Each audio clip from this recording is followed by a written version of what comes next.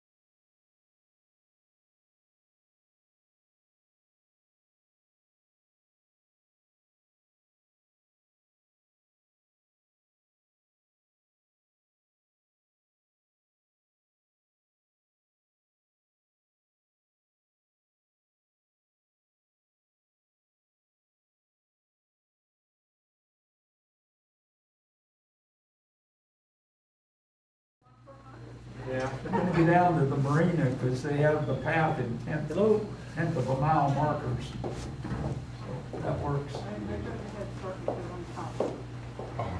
Evening. Evening. Hi. How are y'all? Trucking in, there's a lot of traffic out there. Is it? Yeah, I had a lot of traffic.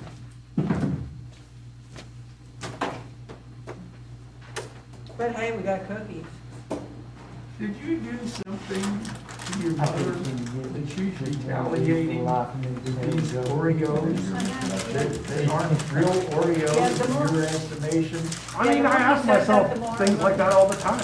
What did I do? I thought I was a good son. And then weighs the box in front of you every Wednesday night. Yeah. The more he says that, the more I'm gonna bring him. So that's where I get that. If I can open them. Did you have any traffic accidents with people trying to watch the movie as they went through the intersection? No. We did, but we didn't have an accident. We couldn't come, but Oh, really? I did get to see the movie on and Did everybody you? else. It was so awesome, yeah. 'Cause It's pretty I rad, really man. wanted to come, and we had one of those nights where we had 3 things we could have done, and but we did drive past it. It was nice to see everybody out there. Yeah, it went real well. I was impressed. Oh, it's doing that. Okay. I know how to fix that. My girls and I decided that you could probably make an awful lot of money. We saw the pumpkins there as a fundraiser, but you could make a lot of money for the church if you just played commercials on that screen right out there in that prime piece of real estate. It'd be like a live billboard. Yeah, we got our own, right? And, at least half the people that ever come through Oak Ridge go through that little space. Yeah. And it's a really good spot for that. Yeah. I mean, you can just set it up out there. I'd love to do it in the summer, except you'd have to start that dang movie at like 9 at night. Yeah. Yeah. Yeah. Have you ever had like a summer thing like with inflatables or just a big festival out on the lawn? We've done that for Vacation Bible School. Okay, yeah. And we use that for that. We've done, a few things around Easter or, fall this time of year on the yard. I mean, it's a great little yard for that. Yeah, it's a beautiful. And then during Vacation Bible School, like, if I'm running games or some of the other leaders are running games, I take them outside. I burn them out. That's my whole goal. Let me wear you down, and we'll sit and chat for a minute, and they do pretty well with that because I just wore them the heck out, and then they're a little more manageable for Bible study and things like that. Hey y'all, Hi. Joe Helen, thanks for that mug. I really enjoyed that. Did you? Yeah, it's gonna be my work mug now. I think Frank was a little, it was from the whole committee, but I picked it out, and when I told him what it said on it, he went, oh, like that. And then when I told him what Tim said, he said, oh, that's good. So I thought, uh-oh, I don't like Rory's mug. We also said, but Roy likes a good joke, so. I do. you understand. Yeah. I do, He's got and it great is a good sense of joke. humor. I think it's really good. What is that, Jewel? Lemon Oreos. Lemon cookies. Okay. Whenever- Lemon Oreos. Whenever you told somebody that you smelled gas in the stove, in the kitchen, Yes. did you smell raw gas or just the burning smell of something Raw. after prep? Raw. Raw gas? Yeah, it smelled like natural gas. Crazy. Okay. And it was when I passed, not by that door, the other one just like it right They were there. an officer. I went back there to buy more. I was setting all that back up Sunday morning before church, What and I flavor? got to. Pumpkin spice. Yeah. Yeah, but So I ran in And I there. normally don't like anything like that, but I had one and I was like, wow, those are great. My daughters, they don't get too good to snacks, but they like those. Yeah, but they were gone the next time I went in. Thank you for cutting it off. Oh, sure. I'm not raising the roof off, just saying once you finish. Actually, this is, technically, at least, you probably would not, but you can at least get the gist of how it works. There were Oh, yeah. kids at the pumpkin thing at the trunk or treat that to me looked like rockers. They were just kind of Oh. Yeah. I mean, they Still were. I on just our saw minds. someone last night that Oh, is shoot. doing that They on a came regular for basis. Mr. Candy and I thought, oh. I didn't realize we were 6 o'clock. My apologies. Welcome, y'all. Glad you're here. As is tradition, we'll probably get a few folks after we get get going here. And report is there's some traffic out there, so we'll be graceful and welcome everybody as they are able to get here. And if you're joining us online, you don't need our grace. You wouldn't know it if you got it anyway. But we're glad that you're here too. Let's see here. We still got pumpkin patch volunteers needed. Not tonight. The children and the youth are covering for you, so you can be here. So be sure to thank one of them when you see them next for buying you some time so that you can come to Bible study. But contact the church office or, Sunday mornings, look at the sheet out in front of the sanctuary. Make sure you sign up if you can. The Agape Center needs specifically socks and underwear. So all sizes are available and needed. So please donate those. It says gently used socks. It does not say gently used undergarments. I would just say buy new both. I don't know about you, but my socks don't last long. I'm pretty rough on socks, apparently. I'm not sure how. I just walk, but apparently that's enough. That's not true. I mean, I guess I go through socks every 2 years or so, but anyway, it feels too often for me. But given that, I mean, people are running through them at a normal pace. And so if you don't have money, if things get tight, that's one of the things that often goes needed and unfulfilled. So we're sort of getting wiped out on that one. If you can help out with that, we sure would appreciate it. There's a box down here by the door that you come in. There's a box up in the narthex in the sanctuary, and then you can always run by the church office and drop some off, and we'll get it to where it needs to go. There's some monthly meetings in November. I'm going to trust you to read up on those or know about those if you're on one of these committees. There's trustees, there's church council, deacons, and library coming up, and you can see your dates on your sheet there. Or if you're online and you're on one of those committees, just hassle your chair about it, and they'll let you know. Fellowship table in November is November the 12th. Ecumenical Storehouse is November the 13th, and that's a Saturday, 9 to noon to go pick up things. And then our noisy offering is on the 14th. You can donate these specifically that Joellen has put on here, Barbies, Legos, small games such as Uno, which is like a card game size thing. There are other games that they've made like travel size and things like that. That's the key, is we're trying to fit these things inside of a shoebox, so the less space that they take up, the more goodies that we can pack in there. And Scarlett Jasper packs goodies in there. She does a great job of it. So let's give her the materials to work with. Of course, we're also trying to raise money at Noisy Offering. Yes, ma'am. Well, and she specifically asked for those 3 items as if, I mean, she didn't give us any more. She just mentioned those 3. Okay. And I seated the box upstairs in the narthex, and I hope somebody will start filling it up. All right. So there's a box in the narthex. Money for a very worthy cause. Yeah, so you can give money and it'll go to buying those toys and supplies that are going to children. Scarlett Jasper runs Olive Branch Ministries, which operates in southern Kentucky and a few counties in northern Tennessee. Basically what she does, if you've ever done Samaritan's Purse or anything like that, where they send shoe boxes all over the world to give Christmas gifts, she's doing that, but she's doing it in Appalachia. And she's doing it for every single kid in the school system, which is pretty remarkable, what she's able to do. So that's where we're helping out. And if you want to give money for the Noisy Offering, that's where it's going.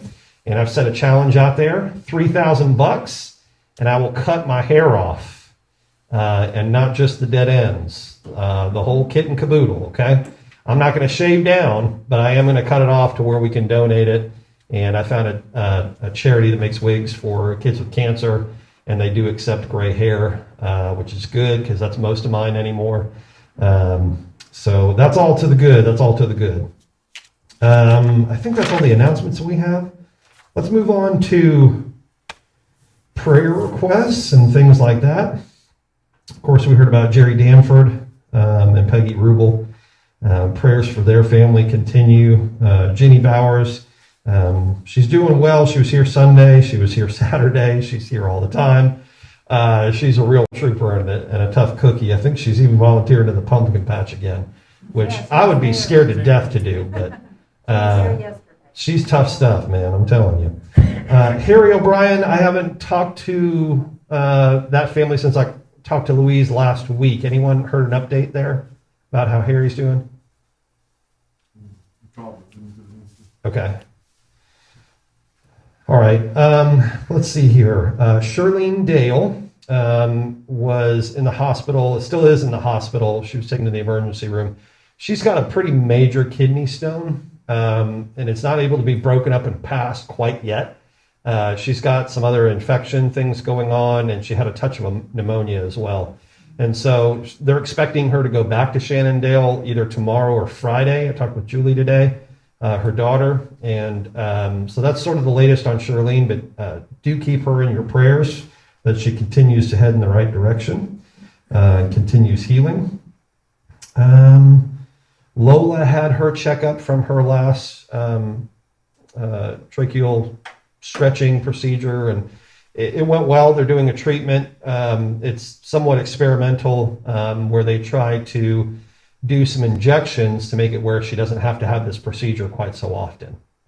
So that's a good thing. They're trying it out. She'll have a couple more of those over the next few weeks or month or so here. So keep Lola in your prayers, but she was doing pretty good. She's in pretty good spirits today. What you got? Tell me what you know.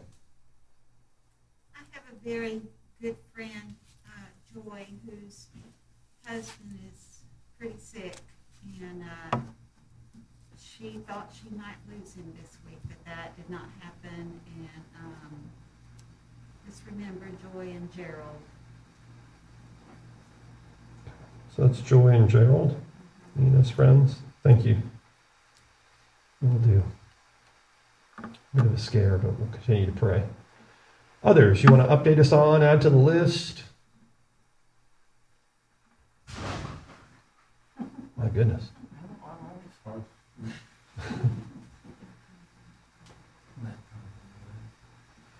That's it. My dog had his follow-up, if you're curious. He's good, so he doesn't have to wear that ridiculous collar around his neck that makes him look like Queen Elizabeth. He doesn't have to wear that anymore, which is a good thing. So he's in his crate, and he doesn't have that thing on, which is a nightmare, to try to convince him that's a good idea. And then for him to be in there. So I will be sleeping a lot better because he'll make a whole lot less noise when he turns around in the middle of the night now. But he still has to be kept pretty restricted movement. If he's not in his crate, he is attached to me by leash. I actually woke up in the middle of the night 2 nights ago, and I was panicked because I didn't have a leash in my hand. But I was sleeping and he was in his crate. But that's just sort of how conditioned I am. I think maybe I'm the one on the leash now with all of it. But he had his little checkup today, and he's doing well. Another 5 weeks of restricted movement, but the worst of it is behind us by far. So I know there are folks who are interested in that, Lois especially. Tender heart for dogs. We had a couple who just moved here from Nashville, and they're living over there in the what I call the Charleston houses. And I invited them to church. They came with a big English sheepdog that's a rescue dog that they own. And they said, well, do you allow dogs? And I said, well, it depends on who you talk to. But our pastor occasionally has brought his dog to church. and they said, oh, that's great. But they said, you're our first on our list to visit anyway, because you're right there. Proximity, and I yeah. said, great, looking forward to seeing you. So we weren't there this last Sunday, so I don't know if they came or not. But anyway. It depends how snuggly the dog is, I would say. This is a snuggy dog. Yeah. He was shaved, so he wasn't like the old sheepdogs. He was cut very short, but he was so tidy and he was so sweet. And they said, oh, he just wants you to rub his neck. And I went like this, and he went, pumpkins. And he went immediately over and started sniffing every pumpkin. Yeah. So Got to find out what's inside. I was chopped liver that day. All right. Any others? Any others we know about? add to the list? Any updates? Any praises?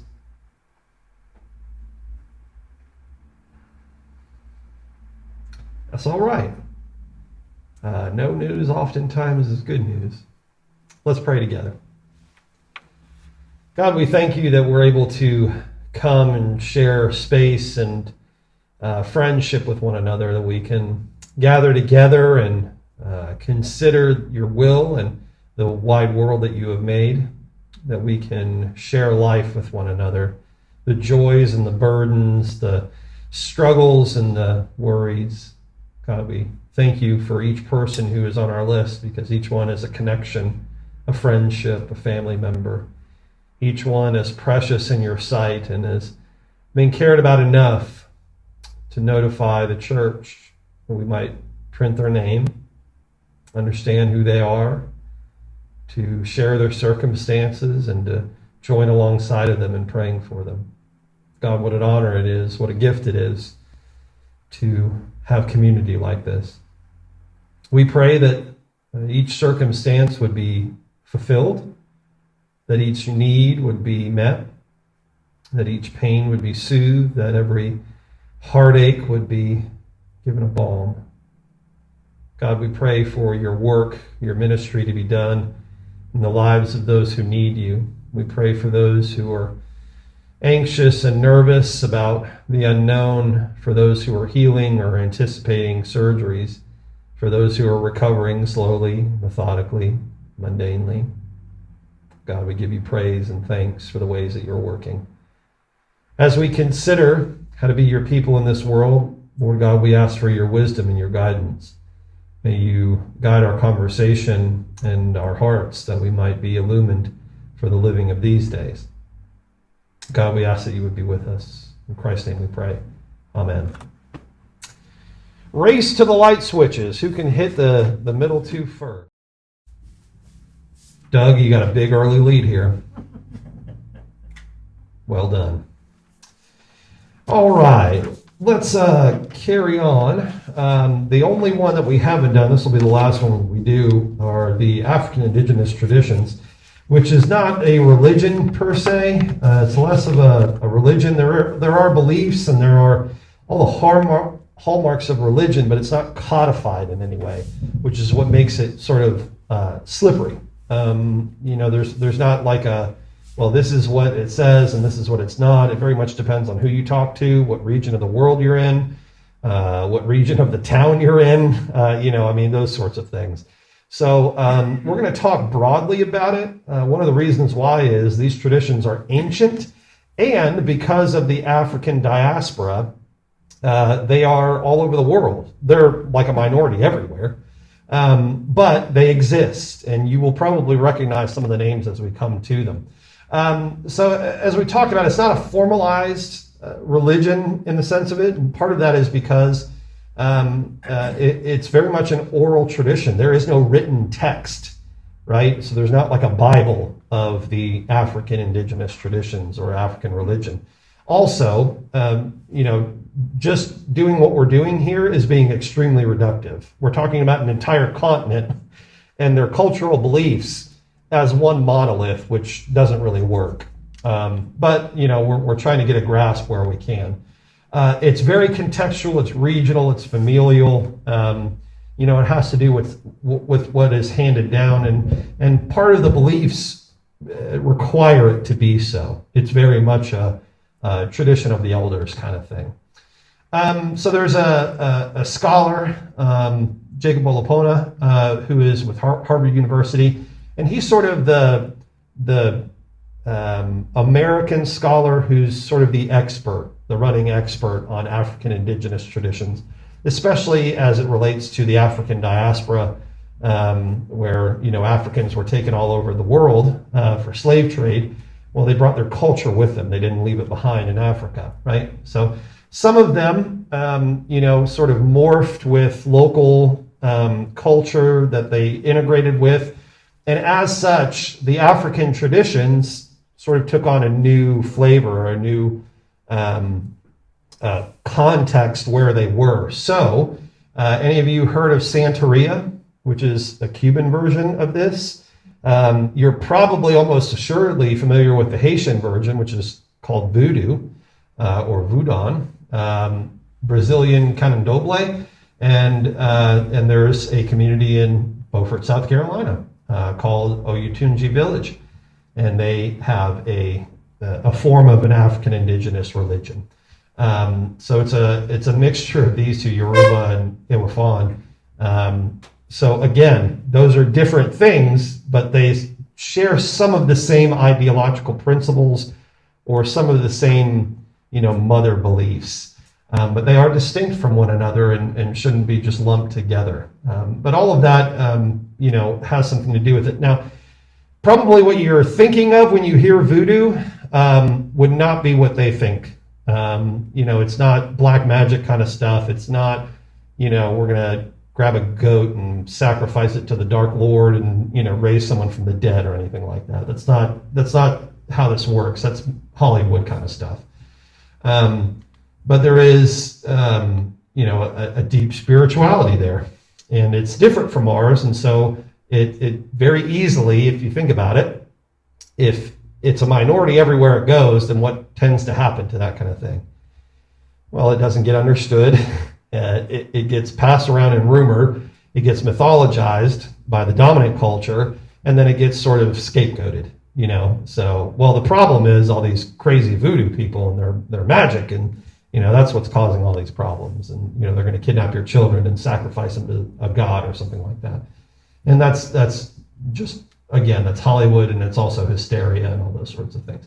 Let's talk about some of the practice and beliefs about what African indigenous traditions are. And again, we're not making like a creed or anything like that you would have to follow by, but these are some of the things that you tend to notice. That same scholar, he has a list. If you Google for it, you'll find like a list of like 15 things, characteristics that are pretty common. And you'll find this is pulled from that, the same Harvard scholar who is talking about these things.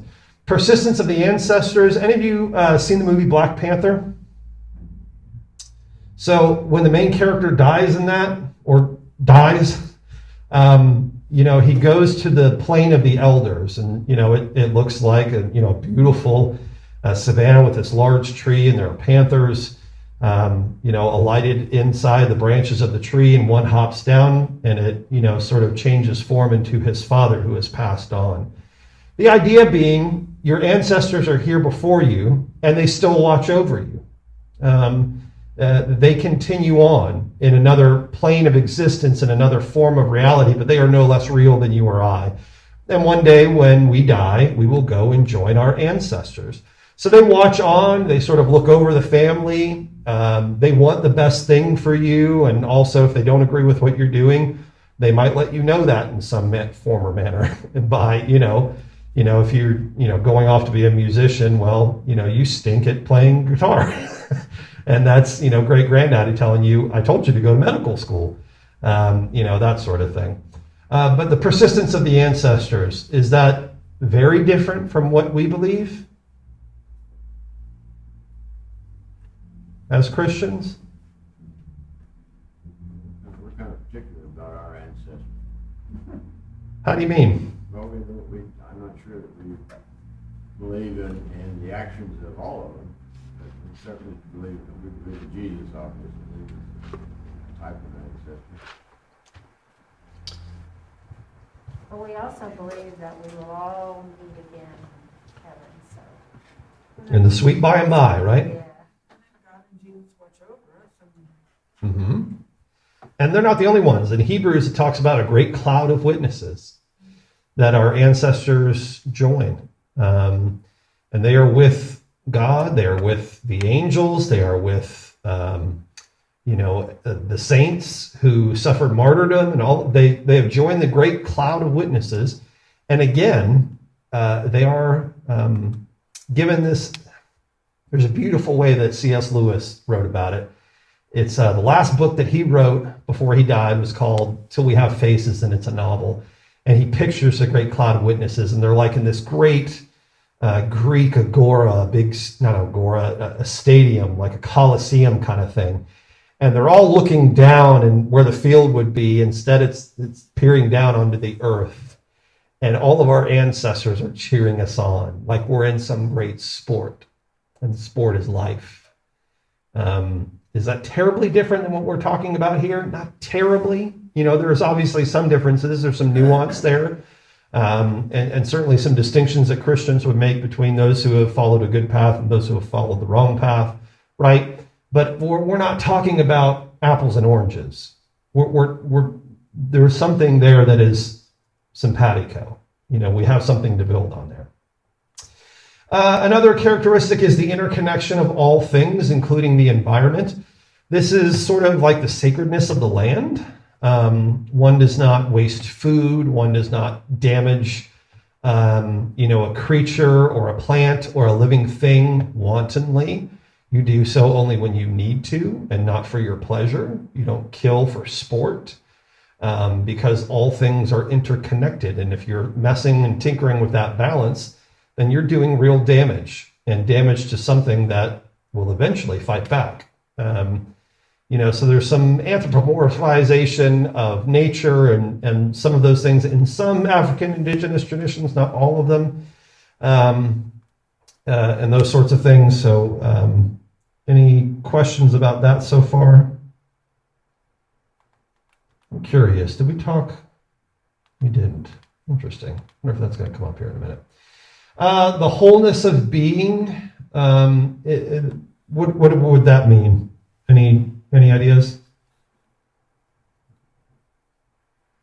You are your mind, your body, and your spirit. You are all of those things, and you're not any one of them more than you are the other. By the way, that's a Christian principle. It's just that the Western Christian tradition has done a real bad job of talking about that. Because we alighted on these things in the New Testament where Paul's talking about battling between the spirit and the flesh. And we took that to mean, spirit good and flesh bad. In other words, the spiritual thing or the mental thing or the soul is good, but the body is bad and evil and to be undesired. And so our soul lives on when our body dies, and finally we'll be free of it and we'll be in heaven forever. By the way, that's not what the Bible says. It says we go to heaven and then there is life after death. And there is a new body, there's a new creation, a new heaven, new earth, new Jerusalem, all those sorts of things. We'll talk about that in May. But there's this idea that no, God created you with a body and he declared it to be a good thing. African indigenous traditions also tend to see a very integrated person. You can't separate any one of those things from the other, which is true, I would argue. It's not exclusive. That's where it is. I knew it was on here somewhere. Something called the triple heritage in Africa. So there is the African indigenous traditions, but they are also not exclusive. So you will find practitioners of African indigenous traditions who also ascribe to one of other two faiths. And that would be, anyone know the two most predominant ones in Africa?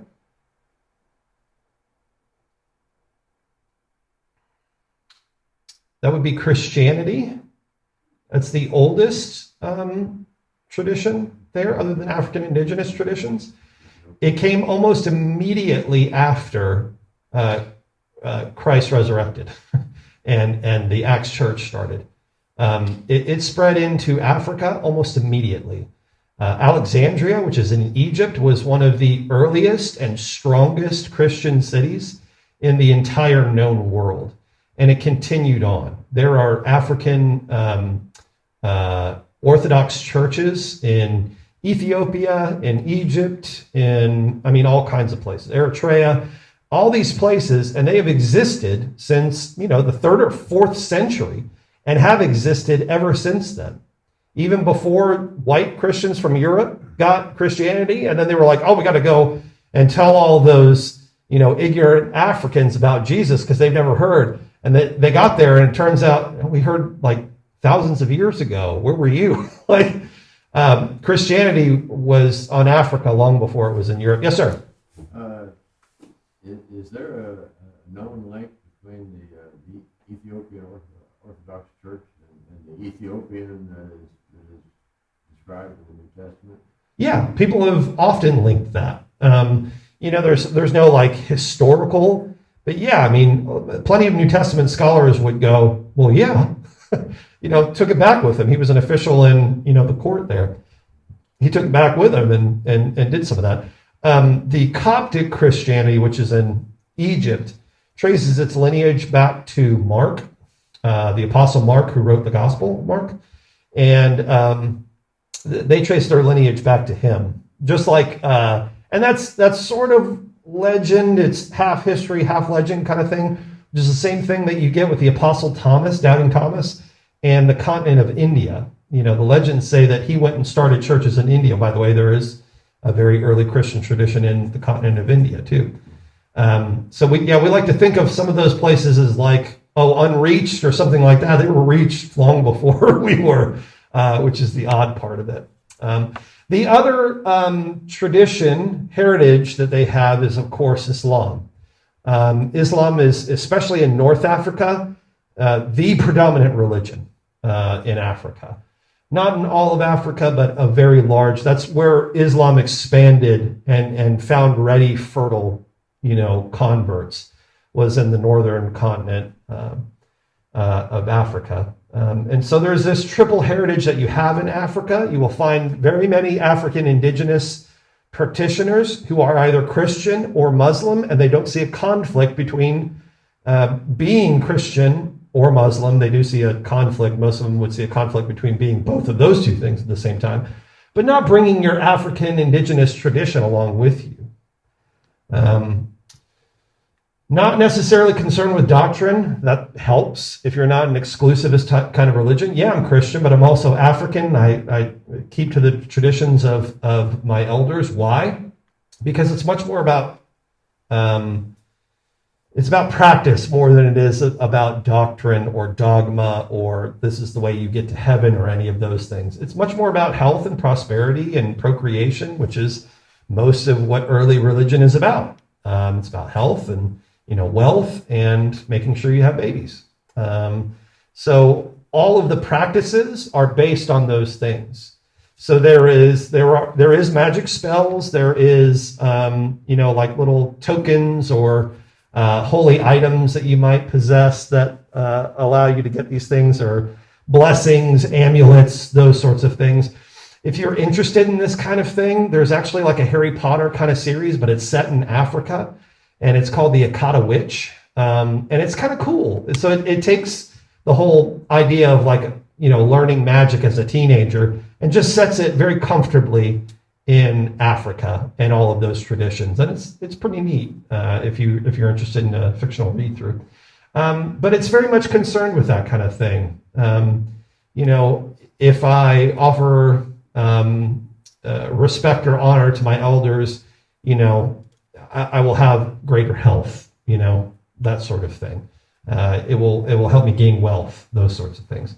And again, their holy texts are all oral. They are passed down by particular people within their culture or clan or tribe or someone like that. It's their job to pass down the stories. So they are the collector, they are the library, they are the holy text because they're the holder of all the stories. And then they find someone in the next generation to pass all of those along to.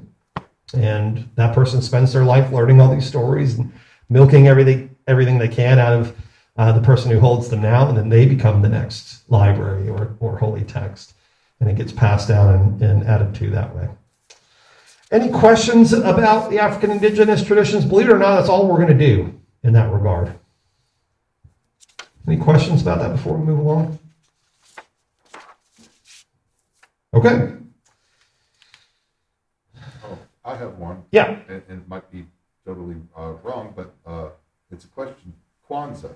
Yeah. Is that an African indigenous celebration of Christmas, or am I way off? It's not a celebration of Christmas. It's like a harvest time kind of thing. Okay. But yeah, I mean, it's from Africa. It's so hard to say. It's emblematic. It's emblematic of one African indigenous tradition, but not the rest. And there are some candles involved, so it's got some linkage there to like Advent or Hanukkah. Matter of fact, I watched when my kids were little. There was a program on Disney Junior about hey, these are the 3 different candle lighting holidays that happen around this time of year. And so they found the connection in that, and that they're all celebrating light in the darkness and that sort of thing. So that was kind of cool. But yeah. Any other questions? Okay, we're finally going to talk about why did we sit through all of this? Why did we talk about all this? What is this going to do for us? So just a quick review. I mean, this is where we've been before. This is what the U.S. looks like now, or at least, 5 years ago or so. So that's the diversity that we have. It's not terribly diverse. It's predominantly Christian, very strongly Christian. And then there are plenty of other people who are in here, and they do exist. But I would say the big number there is the unaffiliated, those who say that they have no Christian at all. Of course, that is going to only get bigger, is what we're predicting. So this is age bracket here. This is 65 and up. Obviously, you can see, the Christian traditions here. I mean, super strong, right? And then that population just shrinks as you go down. This is 50 to 64, 30 to 49, and then 18 to 29. Look how high this is unaffiliated. It goes from unaffiliated here at 65, boom, almost 1/3 of all people 18 to 29. And I don't got much of anything. I'm not interested. No thanks is the answer there. So that's where we're heading. Again, that's why we sort of did a broad look at all of these different things. The one that we're not able to do really is sort of the agnostic and atheistic, because there's just not a whole lot to talk about there. I will say this about those. Those are not in all cases, in most, in my experience. It's not about theological principle or philosophical ideas as much as it is a lived experience. The reason why I don't believe in God is because I witnessed this pain and there was no response that I could discern from it, from any sort of deity. Therefore, a God must not exist. I don't go to church anymore because I went to church as a kid, and then this thing happened, and I never went back, right? Those are the reasons those are the ones that I hear most often. Every now and again, I'll hear from somebody who's like, oh, that whole religion thing is just a bunch of, primitive hocus pocus. I hope it makes you feel better at night or something like that. Those are so few and far between. They exist, but in my experience, it's far more I've been hurt and I'm in pain, and that's why I'm having trouble in a belief in God. By the way, that's a whole lot easier to work with, right? If someone's philosophically opposed to the idea of a deity, I mean, you can have a conversation there. I'm not saying you shouldn't. But if someone's got hurt, hey, guess what? I got hurt too. Let's talk about it. I mean, that's a way forward there. So what are we going to do with all this? This is Matthew 28. This is the end of the Gospel of Matthew. The 11 disciples went to Galilee, to the mountain which Jesus had directed them. This is after his resurrection. And when they saw him, they worshipped him, but some doubted. And Jesus came and said to them, all authority in heaven and on earth has been given to me. Go therefore and make disciples of all nations, baptizing them in the name of the Father and of the Son and of the Holy Spirit, and teaching them to obey everything that I have commanded you. And remember that I am with you always to the end of the age. It's a beautiful thing. Beautiful thing. We are called to go and make disciples. Here's the thing. How do we do that when they're already committed elsewhere? If they've already committed themselves, and many people around the world are no less raised and reared in their religious tradition than we were in ours. So how do we do that? How do we go about doing that? The first step is understanding even what we're talking about. It's going to put us on a better footing, right? So even just a very, very general, and we have been super, super general, it's going to help somewhat. But that doesn't answer the question of where do we go? Yes, sir. Should we be looking harder at someone who already has another religion or someone who doesn't have anything? for my money, here. That's what I'm concerned with. You know, I mean, Jewish is one of the largest minority religions that we have here in America. And look how tiny that orange stripe is there. You can try. And I'm not telling you not to. We'll come back to that in a minute, Gerald. If I'm taking a 30,000-foot view and I'm picking where I want to land, you know, and do my work, I'm landing here because there's just more of them. Yes, sir. I'm sorry, this is a little bit off the topic you've got, but isn't that graph for the 18 to 29, isn't that the case for the last 50 to 60 years or since the 60s and 70s that people, when young people leave their parents' home and they go off to start their own life, they kind of leave the church behind, and then later in life they get in trouble, or they have the time, or they get a calling, and then they kind of come back in?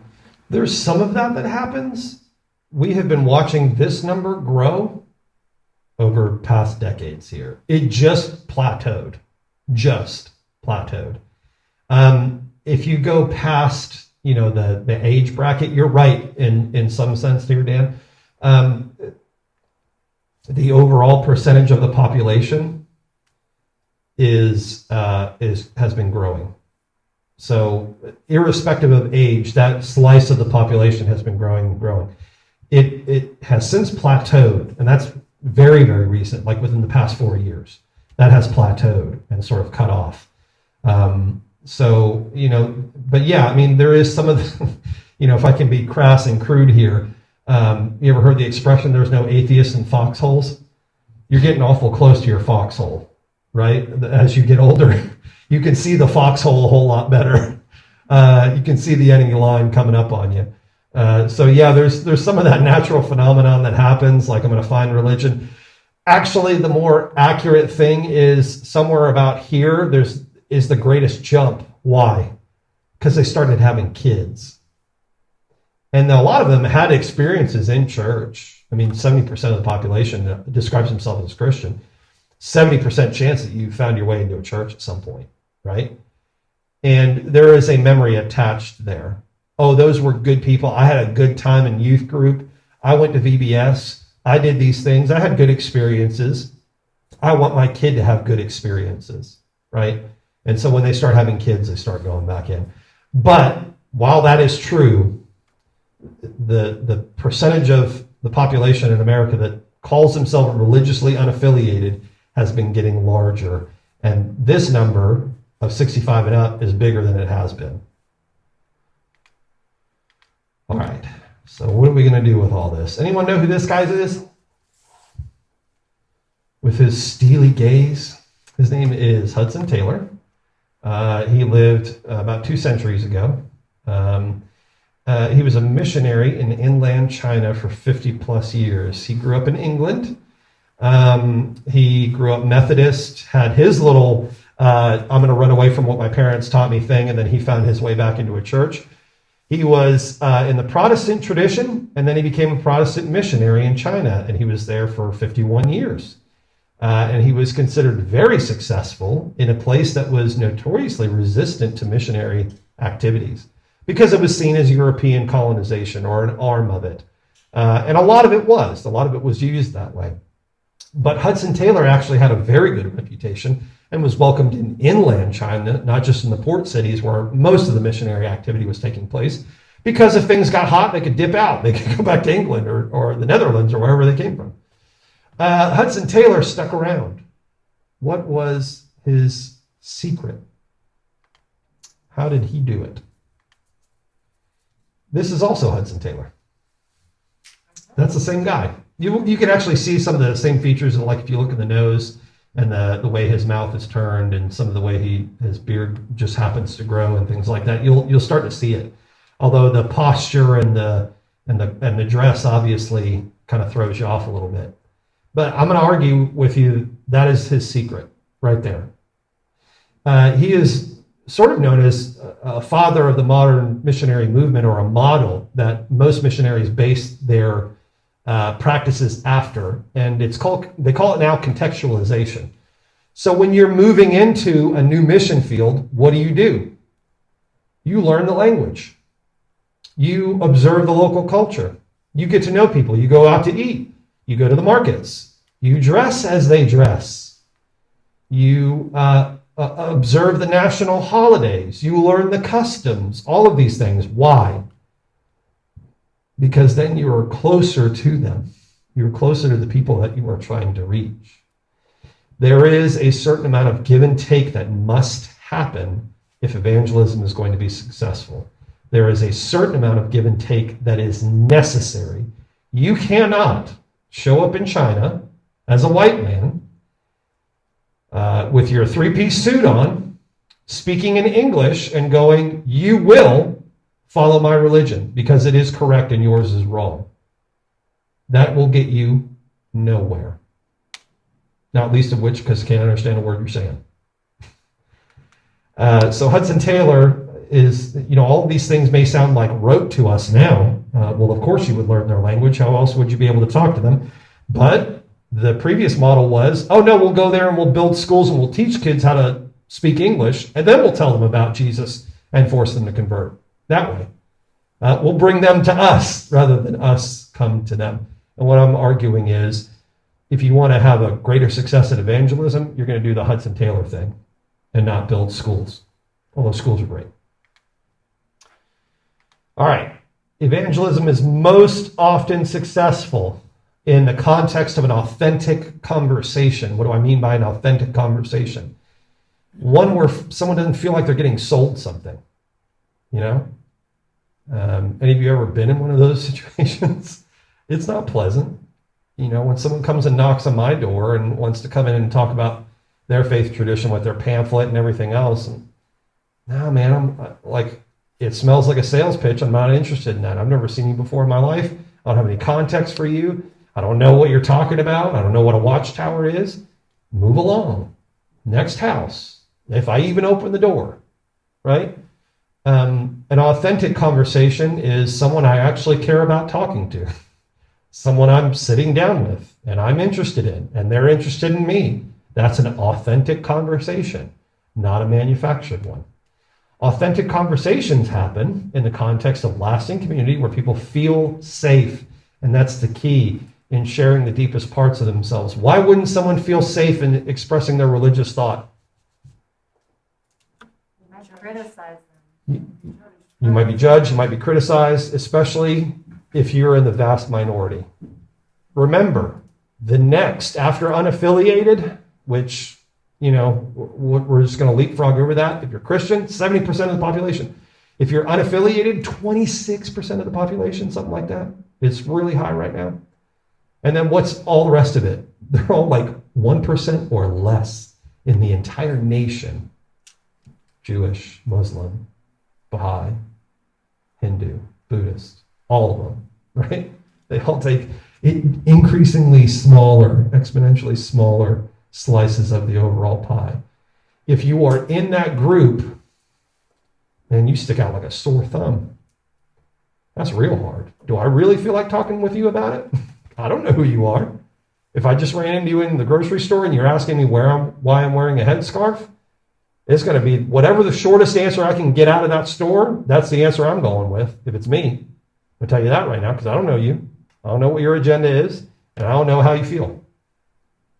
That is a very unsafe place to be. People won't feel safe in revealing who they are without enough time and experience to know they are among people who care about them. Meaning,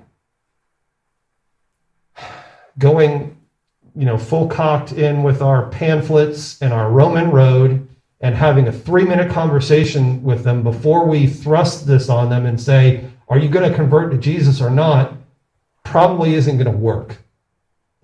By the way, I don't think those ever have. They do in some circumstances, right? Those are the vast outliers. Vast outliers. Why doesn't it work?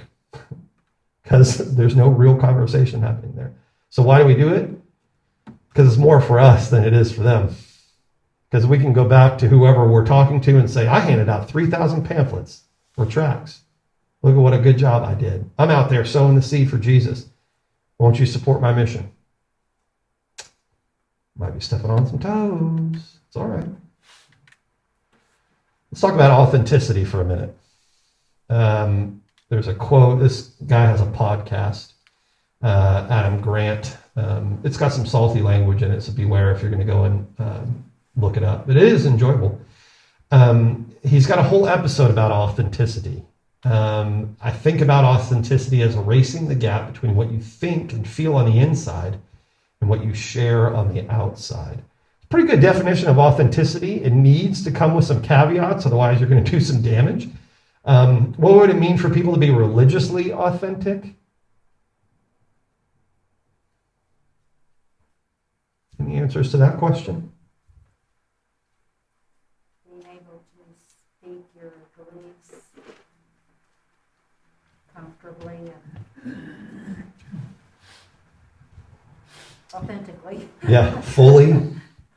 Not sugarcoating it, not dumbing it down. Not dogmatizing it. Yeah, not putting it into 4 bullet points, right? Yeah, these are the 5 things that you have to do in order to be a Muslim. Yeah, it's very reductive. It seems to me you would also need to reflect what you say you believe Yeah, without even speaking about it. yeah, that's a really good point. Yeah, because there's erasing the gap between what you think and feel on the inside and what you share on the outside. Some of it is, right, I am going to actually share my beliefs based on what I do, because that's a more accurate reflection of what I actually believe. So some of the evangelistic efforts that we have been about for, the past 150 years or so, what they have said about our beliefs are, we know that we're right and we know that you're wrong, and we don't care about your feelings. We don't care about how long you believed it or what your parents did or your culture or anything. You need to know this because I'm right and you're wrong. That's the unspoken belief that we're working on. Sometimes it is spoken.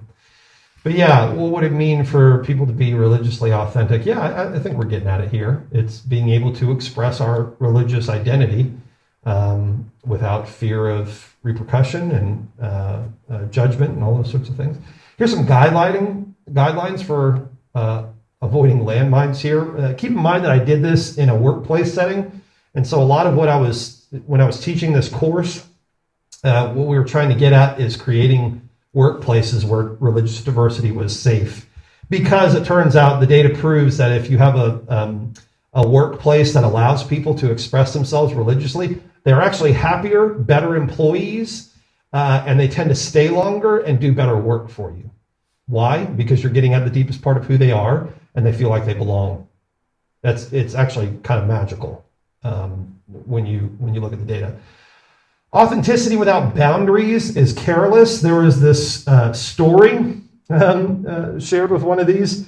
It was about this lady who was sort of known as kind of like a bull in a china shop at her workplace, because she always gave her opinions and she didn't care about who she ticked off, and she kind of prided herself on that. And probably a bunch of you have worked with people like that, right? They love to just spout their opinion, and they don't care if they hurt someone's feelings. Matter of fact, it kind of makes them feel good. They're like, oh, I spoke my truth, and I told them like it was, and all that kind of thing. If you're doing that, you're absolutely being careless. You are being authentic, sure. You're being an authentic jerk. And you're not allowing other people the room to do the same, right? Because you're sort of running all over them. You got to have some boundaries. You have to know when it's like my turn and now it's your turn, right? That's a simple boundary. Authenticity without empathy is selfish. Again, if I'm able to speak mine, but you're not able to speak yours, then we don't have a real authentic relationship here. It's sort of a one-way street, and that's not going to do anything for anybody. Authenticity without status and trust is risky. This is, I think, where it rubber most meets the road for us when we're thinking about reaching out to people of other faiths. They often feel what we're describing is there's a lack of status that they have by being an extreme minority. I am always in danger because there are 99 times more of them than me. That is a very scary prospect. I might be the only one in the room always. That's a very frightening prospect.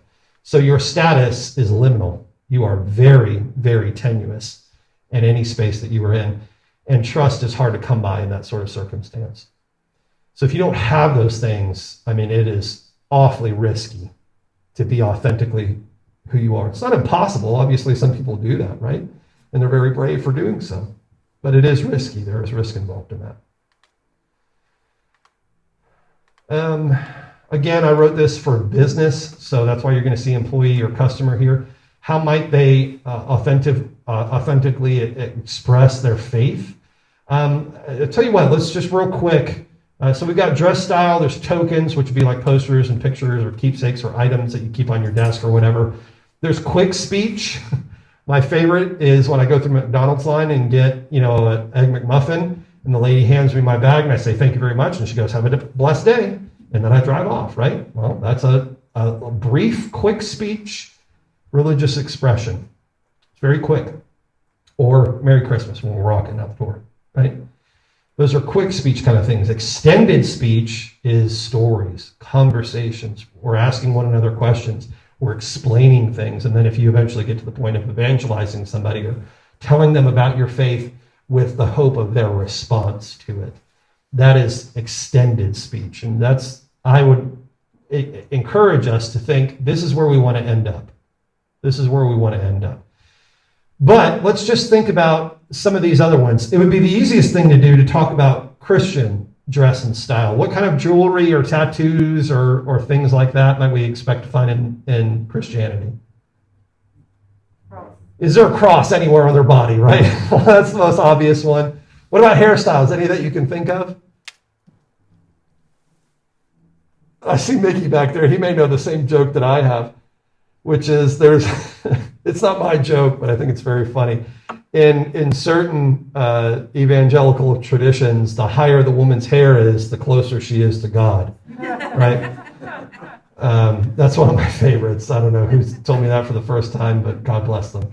That fly the hats? Yeah, the hats. Quick speech, obviously, would be like Merry Christmas, Happy Easter, those kinds of things. You could have posters on your wall. I think in the 80s, I think you were required, if you called yourself Christian, someone gave you a footprints in the sand picture that you would hang in your bathroom or something like that. So yeah, there's all kinds of little things. Let's talk about Judaism. What might be some of the things that you would expect to find in one of these? Star of David, yeah, you might wear that around your neck. What else? What are the ones that wear the hats, the top hats, Uh-huh. and they have little Curls? Hair has the little curls. Yep, that's a Hasidic Jew, Yes. ultra Orthodox. Yours? Mm-hmm. Also in that tradition, yeah. Mm-hmm. Shalom, yeah, so there might be a linguistic quick speech there. Happy Hanukkah.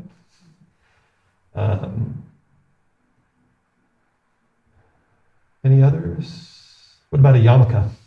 A head covering. Yeah. Let's go on, move on to Islam. What might be some things, any in here? Burqa? Yeah, it could be a burqa or just a hijab, which is just a head covering. Not necessarily the whole face covering or anything like that. That is in some, but not all. What else?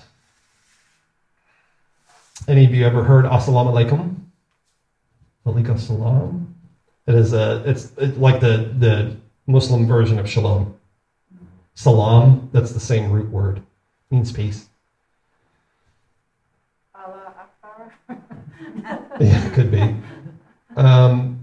Any other things you might expect? A prayer rug might be, or many of you talked about seeing a star in a hotel room or some other thing marking which way Jerusalem was or Mecca. By the way, that's in a lot of Jewish traditions too, is praying towards Jerusalem, and Christian, by the way. They walk 3 feet behind their husbands. Some. That would be a pretty vast minority here. Yeah. So we might see some others. What about Hindu? Anyone know anything about Hinduism? Maybe a turban. Usually not. Usually not. That would be Sikh, Oh, I'm thinking generally. the Muslim, Hindu, is Muslim Hindu? Am I mixing up what is what? Sikh is its own religious tradition, and that's the one the men wear turbans. Okay, I just watched Victoria and Abdul. Mhm. And so that's on my mind, and he had a turban, and he said he was Muslim. Okay. Might be a tradition I'm unfamiliar with then. But that was back in the day, too. Sure. So. And his wife wore a full burqa. Mm-hmm. Don't they have those mandala designs? That's more often in Buddhism, but it's not unheard of in Hinduism. Yeah, but a mandala is there was a Buddhist temple in Atlanta when I was there for seminary. And one of the cool things happened. There were these monks who came into town on a visit, and they came to the Buddhist temple right around the corner from our seminary. And what they were doing is they were making a mandala out of sand, these colored sands. And they were working for hours on end, pouring these grains into these beautiful patterns. You know what they did at the end of it? They leave it for a while, and then they blow it away. Because everything is impermanent. And it was sort of a statement about beauty and that nothing lasts, and appreciate it while you have it. It was pretty rad. It was really gorgeous. You might see someone with a dot right here. They mean different things depending on what color it is and that sort of thing. They have certain cultural designation, but it's representative of what's called the third eye, opening oneself up to spiritual reality. You know, I have seen that this is an illusion kind of thing. All reality is an illusion. You will also find some who do head coverings in Hinduism. Someone might wear a sari. That might have to do more to do with just Indian heritage than it does strictly Hinduism. And sometimes it's a marker of Hindu faith. Any others? Okay. So those might be some, quick things that you might, see or hear and sort of give you some ideas about, where someone's religious identity might be. What's a major factor in predicting why someone, and again, this is in the workplace because that's where I initially did this research and presented it for the course that I was teaching. It's actually about risk and benefit. What most predicts and best predicts whether someone will express their religion where they are or not is in whether it's too risky or it is seen as beneficial. That's the factor. And it comes down to three things that actually promote a culture that eliminates risk and promotes benefits. And it's about policies, belonging, and the idea of being small. We're going to run through these because I'm dead set on this being the end of it. Clear policies on religious accommodation. So again, this is from the workplace standpoint. If your employer has, written document about, you cannot curb someone's, religious expression. You cannot tell them they have to take their poster down or whatever. How do we create policies in social groups? Because most of us probably aren't going to be talking about the workplace, although that's a great place to do this kind of thing. We actually are talking about this right now because they've made 2 exceptions to the vaccination policy. And one is strongly held religious beliefs. Yeah. And you can apply, in my company, you can make application for that and see where it goes. And the other one was medical. Good catch. How might we do this in social groups? It's more informal. You're not going to bring a document for everyone to sign on to in your bowling league, right? But you could have a conversation, where you're like, you know what? I kind of hate it. It's one of my pet peeves when, someone's sharing something and someone just jumps all over or something like that. Or you can, if something like that comes up, you can say, hey, I don't want any part of that kind of thing. Like, I think we need to hear this person out and listen to what they have to say. I would want the same thing. You know what I mean? Like, you can set up those rules and those boundaries, and you can do those sort of policy-making ideas, and you can do that intersocially. It just requires you to put yourself out there. I would argue that we as Christians, because we are the minority, it is our job to do that for minorities. It is our job to do that, and especially us as Baptists, who, I mean, we were pounding the drum of religious liberty, 200 years ago to make sure we had a voice. Well, we got one, okay? But it's someone else's turn. They need to have a voice too. And that actually helps our evangelism, believe it or not, them being able to speak. Small, this is my favorite one. The 2 pizza rule, this was actually in a textbook, and I underlined it like 5 times. I was so excited. The 2 pizza rule that's the definition of what a small group is. However many people it takes that you can feed with 2 pizzas, that's the group size that you want in order to have this. Doug's holding up 2 fingers, so apparently it's me and him. We're going to sit down and just wreck ourselves. I'm here for it. Yeah, so if I'm doing my youth minister math, it's about 6 to 8 people. 6 to 8 people is what you're looking for. If you can get down to a group that small, someone is more likely to feel safe than they are not. If you get bigger than that, they're going to feel like, I could be ganged up on here. If you get smaller than that, there's sort of like a diminishing return. You're actually like, if it's just me and this person, like it'll almost feel like an argument, right? Rather than just we're just a bunch of people sharing here. So if you can get down to that 6 to 8, you can probably go up to 10. Then you're probably in the right range for having this kind of safe place for people to feel like they can share. And then belonging. We've talked about this before, the idea of the difference between scapegoats and totems. A scapegoat is someone that all these people can agree is the problem here. So, if you've got engineers and design folks and executives and human resources, what is the one thing they all agree on? The CEO is doing it wrong, right? That's the one thing they can agree on.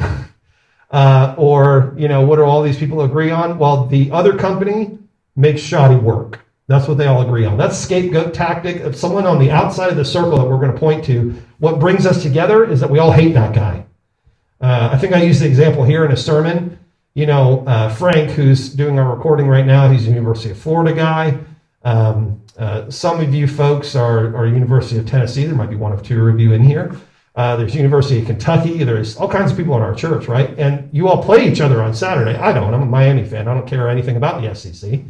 But you all play one another, and it gets kind of bitter, right? But what's the one thing that brings you all together? You all hate the University of Alabama with a true and holy passion. That's your scapegoat, right? So you can all agree on that. Tennessee and Kentucky and even Florida, we all hate Alabama, right? A totem is sort of the opposite of that. What is the positive? What is the one thing that we all actually agree on? If we're going to do this, if we're going to enact this kind of thing, it's the reason why we're all getting together. So in a motorcycle group, let's use another example. What would be the idea of a scapegoat if, like, you're going out riding with your motorcycle crew? Jewel, I'm looking at you, motorcycle lady. What's the scapegoat there? You're allowed to be a part of our group unless you have a Yamaha. We don't take those people because those aren't real bikes, right? That's a scapegoat mentality. So what's the totem in the bike riding group? Harley. We all know. That's this corner. And then you got your Indian over here and all the rest, right? What's the one thing that we all love? Even the Yamaha people? Man, we all love to ride. Ride on the open road. We all love to ride. We love that feeling. That's the difference. The totem is the one thing that we all agree on. It's the one thing that we're all here for. I may buy something straight off the shelf. I may have customized mine. I may, go get tattoos with my crew's name on it or whatever. I don't have tattoos, whatever. We all love to ride.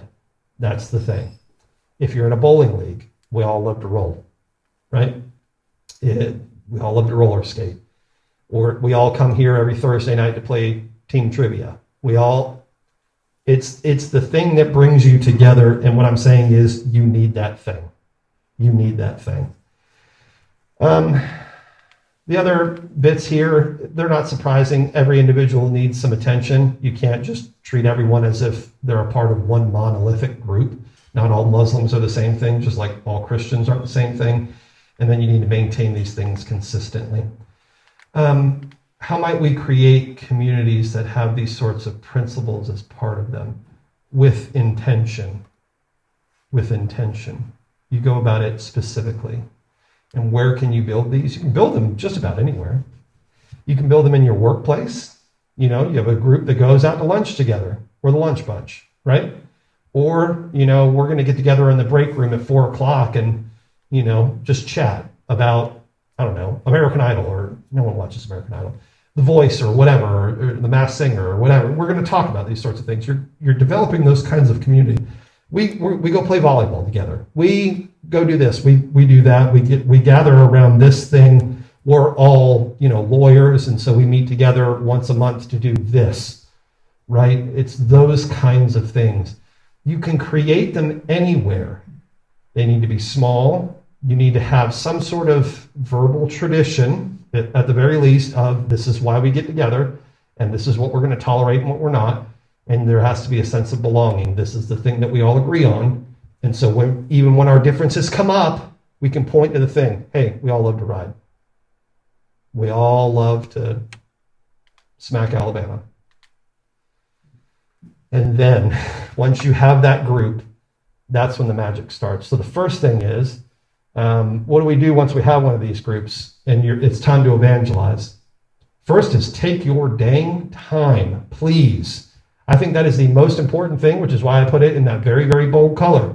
Take your time. This is not a 20-minute conversation. This is 3 years of 20-minute conversations. This is 10 years of seeing someone in a bar, right?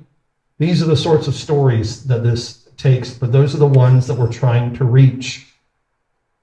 Second one is ask questions, and we're trying to move from quick speech, happy holidays, to extended speech. Tell me your story. Tell me what you grew up with. Tell me who hurt you. I want to know about it. I want to listen. I want to know about what you loved about growing up Muslim. I want to know those things. Tell me your story. And then make connections. Yeah, that sounds like when I used to go off for VBS or go off to church camp. We used to do some of those kind of things too. And they were really meaningful to me too. I'm making a connection now. Why? Because now they know, oh, I have a belief too, and I feel strongly about it, and I'm just here to listen. And we're here to listen. And then be free to express yourself authentically. I'm part of an interreligious group. I'm the president this year. And one of the things that we do is we all rotate responsibility about who prays and things like that. And one of the things that I'm pretty adamant about is if I'm going to pray, I pray in the name of Jesus. Someone else might not, and that's fine. I'm okay with that. They can pray in the language that feels right to them. But I'm going to pray authentically the way that I need to pray too. And I hope they'll extend me the same courtesy. We need to be free to express ourselves authentically. Number 5 is invite further conversation. Why? Because we are taking our time, and it's going to take more than one conversation. It's going to take more than 3 probably. It's going to take more than 10. And then the last one is trust the Spirit, because ultimately it is not my job to convert somebody. It is the Holy Spirit's job to convert somebody and to convict them and to ring the spirit of truth within them. I cannot do that. I can do everything that God has given me to make, the case for that, to help them hear the music, but I can't do that for them. I can't manipulate their heart for them. If I could, I wouldn't like myself. Don't you have everybody close their eyes and raise their hand? I try not to. I try not to. Because I know what it felt like to be on the other end of that, to be manipulated. Yeah. Any questions? That's what I got. I want to put it down. This is it. I think that's where we failed, number 6. Why do you think that might be, Nina? Well, we need to report to somebody, and we need to write down the numbers, and we got to get it done. But it must be more than that. Maybe we just have that feeling that we're not doing enough. Maybe it's our insecurity, and that just shows that we're not trusting. ooh, there's something there. Almost like we're trying to prove that our faith is real by having someone else agree that it is. It's almost like our faith is weak, and we need to reaffirm our own faith by getting someone else to believe it for us. Ooh, man, there's something working on me there, Nia. Mickey, you were going to say something, I think? This goes back to expressing yourself authentically. I'll never forget, in the late 70s, there was a culture and some cliches and things going on. And I was in a class that was studying youth ministry. And that professor said to us one time that he knows a church that is asking or is looking for a youth minister. And their criteria was that this person not be Gaither, Garthered, or God taught. And then he went on to say, now why would this church ask for this? And we had a discussion in that class about that. And that was, I don't know, that was just something that really stuck to me about what we're talking about being authentic. Those were just, I don't know what to call them, a fad or cliches or something that was really in the atmosphere at that time. And I found it interesting that was so prevalent at that time, widespread, that a church was saying, we don't want that here. So I believe they were really asking for authenticity there. Yeah, and if I can point to one of my successes in youth ministry, it was because I was doing missionary work, and I was doing it in the Hudson Taylor way. I was contextualizing myself to that culture. So I texted, even though I hated texting, and I kept up with the music that they liked, even though I hated it. And, I watched some of the things that they would bug me about, even though I found it absolutely terrible and objectionable. But I was keeping up with them because it was their culture, it was the language that they were using. And I needed to give them that in order for them to give me an ear. And what I'm suggesting is we're doing the same thing. We're just doing it across a wider cultural gap. Yeah. Yes, ma'am. I think too, take your time is really hard Yeah. and relevant, especially I think of my friend that